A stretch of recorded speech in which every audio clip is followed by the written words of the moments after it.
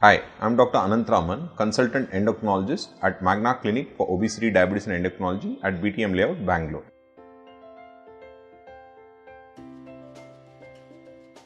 People ask what is the best way to manage chronic priapism, that is recurrent episodes of painful erection.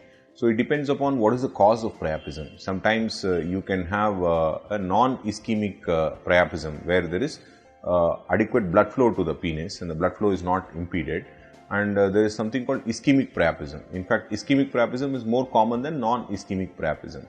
So ischemic priapism is due to several conditions the common among them is actually sickle cell anemia and also hematological malignancies like leukemia, lymphoma, etc. So in these conditions what happens is that the blood clots in the veins which are draining blood away from the penis, because of which there is engorgement of the penis, and this can be sometimes not subsiding only. A non-ischemic priapism requires local therapies like local injection of phenylephrine into the cavernosal tissue. So, and in addition to the treatment of the underlying disorder. For instance, if the priapism is because of sickle cell anemia, you need to manage the sickle cell anemia better. So, in order to manage the sickle cell anemia, you give adequate transfusions, you give adequate oxygen, you prevent the sickling crisis, and also several oral agents can be tried for treatment of sickle cell anemia, which is handled by a hematologist, specialist in this area. Priapism is concerned, it is usually managed by local therapy in addition to management of the underlying disorder. So it's a team work. And in addition to that, the priapism does not subside. There is a surgical option where you can actually connect the vein which is draining the cavernosal tissue to some other vein which is locally located in the